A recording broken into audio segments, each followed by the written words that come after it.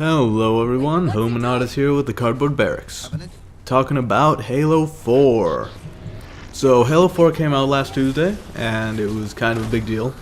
Everyone loves Halo, right? Yeah?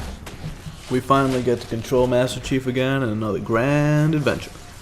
Basically, the premise is, Master Chief awakens on this barge, gets sucked onto this planet, has to get off, awakens some Forerunner Predator looking guy, has to save some ships, and get back to Earth safely. All the while, Cortana, your faithful AI, informs you that she has been in service for a solid 8 years, in which after 7 years, AIs begin to deteriorate. How about that? Honestly, the campaign feels a bit short. I don't know, the other Halo campaigns just kind of seemed longer to me. And it feels like more effort goes into it to add like a second adventure. Like, they achieve the primary goal, then something else pops up that's vaguely related to it. Gives you more of a day in the life kind of sense.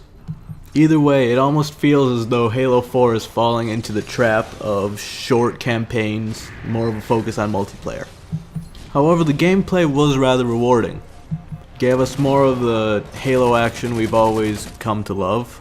Though they did seem to have removed dual wielding, which kinda irritates me.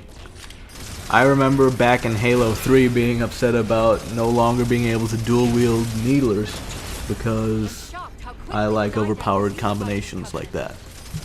The HUD is also kinda weird because you have your bar for armor like you always have, but you don't have an indicator of health, which is kind of an issue.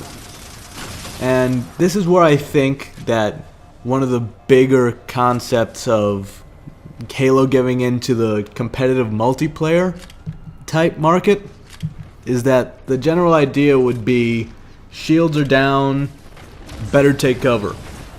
But in campaign mode it proves to be a huge pain not to have that health bar because a lot of the time you're going to be surrounded or you're going to have to make that charge so that you can kill your enemies before they kill you. But without an indicator of how much health you have, you could be blindly running into your own death, which can be rough. However, the new Forerunner items, that is to say weapons, are a welcome addition to the weapons that are already well known in the Halo universe. There were some issues into, like, indestructible enemies. Like, those little Forerunner helicopter things can seemingly take an entire light rifle's worth of bullets without dying. And I guess an argument could be made for some type of resistance, but all the other light weapons work on them. And there was no mention of anything like that. I mean, I'd imagine they'd have to mention resistances to weapons, right? Anyway, the vehicle combat is as good as ever. Especially with the inclusion of the new mech suit, the Mantis. Which is tons of fun to play with. And the best part is that it's not just thrown into one part of the game as a gimmick. You use it twice. Which elevates it from gimmick to mechanic, which is always nice. I don't like when they put token activities in the game to make it look more fun. It's like, look, you can have this mech suit this for 5 minutes maybe. All in all, it was a very satisfying campaign. I mean, the ending was decent, and as a whole it was pretty fun. It just kinda seemed like it was lacking in length.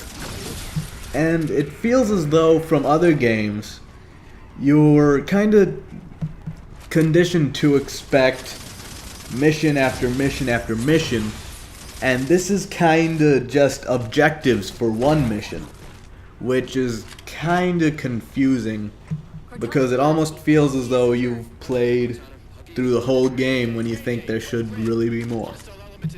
But I suppose it got the job done. The multiplayer, I must admit, was kind of scary for me. Like, not that I was intimidated by it, but that I love Halo multiplayer.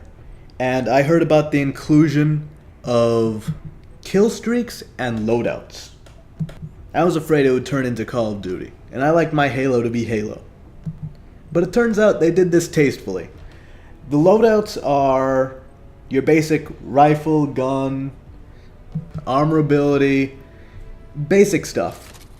It's nothing earth-shattering like the Call of Duty loadout system because there aren't so many options or weapon classes.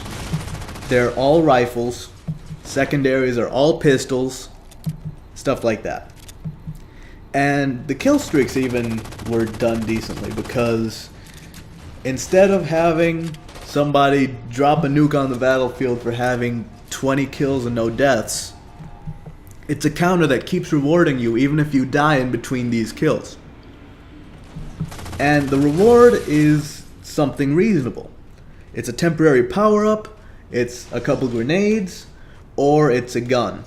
A better gun than you'd usually find, or something equal to something you'd find in a battlefield drop. So it's definitely reasonable.